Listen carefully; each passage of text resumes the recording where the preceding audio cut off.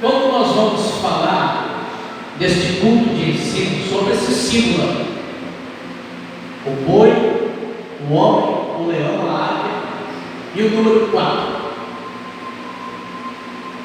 Antes de começar a falar, qual dos profetas foi o primeiro profeta que foi considerado um profeta quadrangular? Alguém sabe? Levanta a mão. Viu como é que é bom o culto de ensino? Dê glória a Deus. O primeiro profeta considerado como profeta quadrangular foi o profeta Ezequiel. Veja que a igreja do Evangelho Quadrangular não nasceu no homem, ela nasceu em Deus.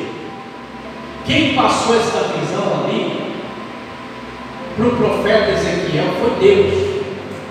E nós vamos ler aqui agora no livro de Ezequiel, lá no livro de Ezequiel, capítulo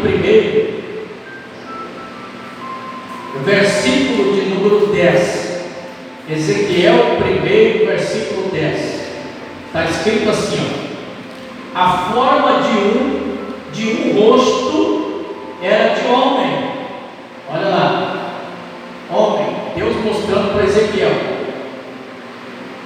A outra era a forma de leão. Olha lá, leão. E a outra era de boi. Olha lá o boi. E a outra era de águia. Olha lá, a águia. Deus veio a Ezequiel no momento triste, momento de cativeiro. Aconteceu que Ezequiel era um sacerdote. Eu falei isso aqui na live, que o sacerdote ele tinha que ser perfeito, ele tinha que vir da tribo de Levi, e ele tinha que ser do tronco de Arão para poder ser um sacerdote.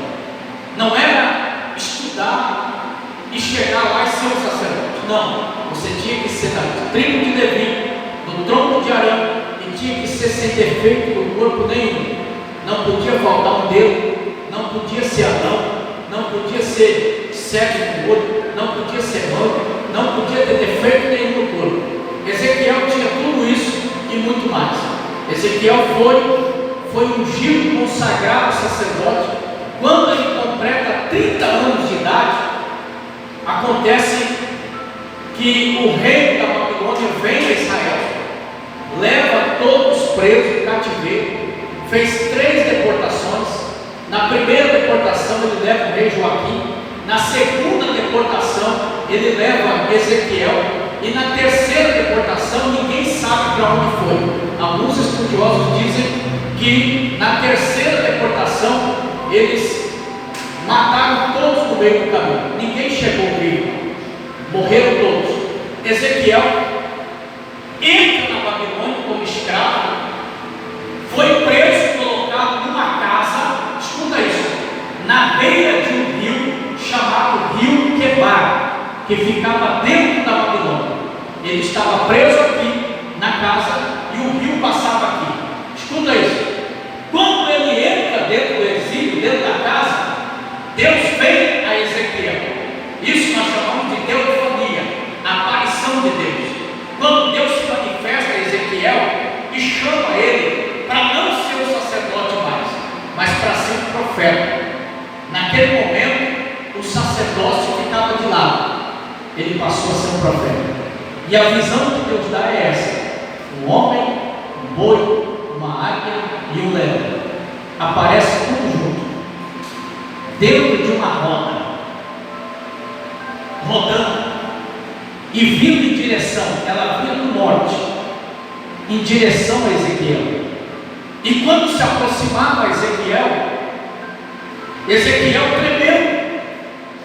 Ezequiel bambeou as pernas, teve medo, porque estava vendo uma coisa que ele não conhecia. Ele via ali o homem, o leão, a águia e o boi.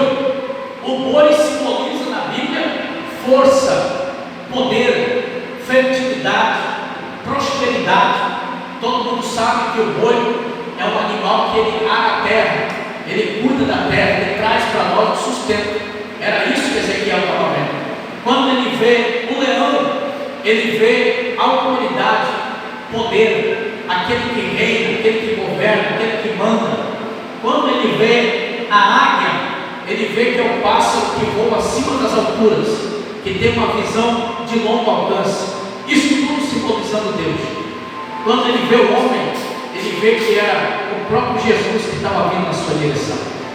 Quando ele vê tudo isso, Deus faz um chamado a ele e diz: Ezequiel, a partir de hoje você não será mais um sacerdote, tu serás profeta. Eu vou colocar dentro da tua boca um rolo, que será a minha palavra. Você vai falar aquilo que eu mandar, quer eles aceitem ou não. Ezequiel, ele foi o profeta do exílio, o profeta da prisão. Então, quando nós vemos esse símbolo ali, nós estamos vendo algo no futuro. Aquele 4, quem está vendo o 4 ali? Diga bem. Amém. Bem no meio ali. Ele significa 4 evangelhos: Mateus, Marcos, Lucas e João. Aqueles 4 símbolos, boi, águia, leão e homem, simboliza Mateus, Marcos, Lucas e João. Escuta isso. O boi representa Marcos, força, não esqueça isso, força, o boi. O homem representa Lucas, porque Lucas era médico. O leão representa Mateus, porque Mateus era judeu e tinha que apresentar o leão como o rei de Judá. E a águia representa João. João escreveu diretamente para o povo gentil, e somos nós que estamos aqui hoje. Quem está aprendendo aí? Glória a Deus. Glória a Deus. Aí, entrando mais profundo, ele diz assim no versículo 4: eu olhei e vi uma tempestade do norte na minha direção, e uma grande nuvem.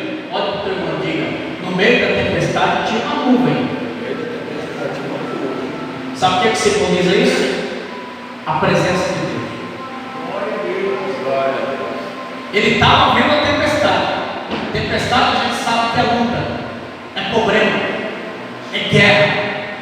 Mas no meio da tempestade, a nuvem da glória de Deus está no meio. Deus está falando aqui: no meio da luta, Deus está contigo. No meio da prova, Deus está conosco.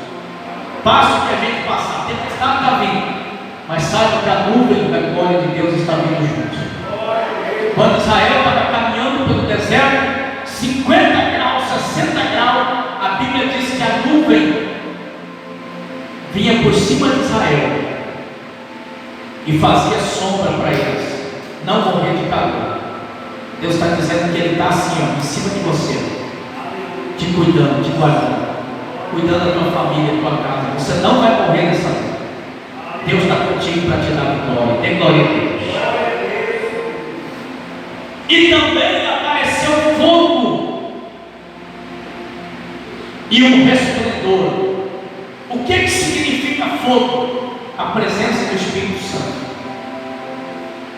Se o Espírito Santo estiver conosco, nós temos vitória. Quando Deus aparece para Moisés, veja bem, Ele não aparece no meio da água, no meio da pedra, no meio do vento. Ele aparece numa sarça ardente, fogo, para falar com Moisés. Deus pode se manifestar de várias formas na nossa vida. Tem hora que você pode sentir Ele como se fosse uma brisa suave dentro do seu quarto. A presença do Espírito Santo entrando dentro da sua vida, do seu coração, da sua mente. Tem hora que você pode sentir Ele como se fosse um calor tremendo, um arrepio gostoso. Tudo isso que nós sentimos é a presença do Espírito Santo. Você está aqui ouvindo a palavra agora, você está sentindo Ele. Eu não sei de que forma, um arrepio, um vento, um calor, mas Deus está te tocando, você está sentindo a presença dEle. Esse é o fogo do Espírito Santo. Dê glória a Deus. Glória a Deus. E uma coisa de metal brilhante no meio do fogo. E no meio dessa nuvem saía 4 seres viventes, cuja aparência tinha semelhança de um homem. De glória a Deus. Isaías, o nome dele significa Deus abraça.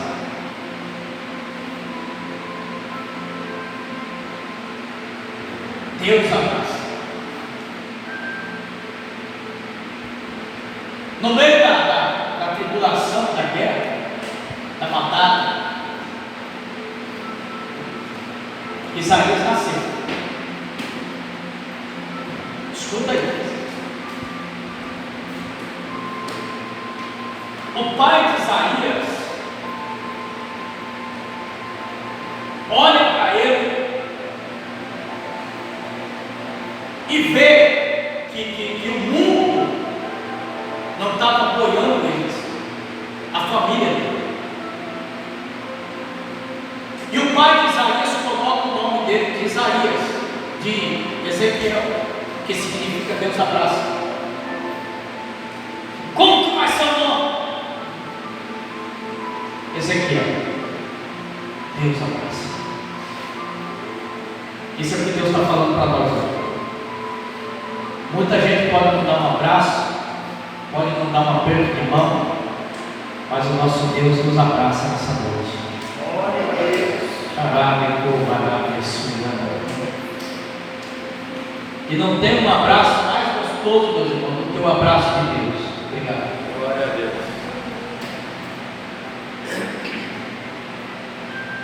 Um abraço puro, um abraço verdadeiro. Quando o Senhor Deus vem e diz: eu te amo, eu te abraço. No momento da luta, no momento que todo mundo te abandona, no momento que todo mundo te esquece, Deus vem e diz: eu te abraço. Ezequiel significa Deus abraça. Amém? Voltando para esse símbolo ali. O leão, que simboliza Mateus, que vinha da tribo de Judá. Mateus não podia escrever seu livro sem apontar quem era Jesus. Mateus era judeu, escreveu para o povo judeu, então ele não tinha como começar o livro sem provar quem era Jesus. Olha como é que ele começa escrevendo o seu livro.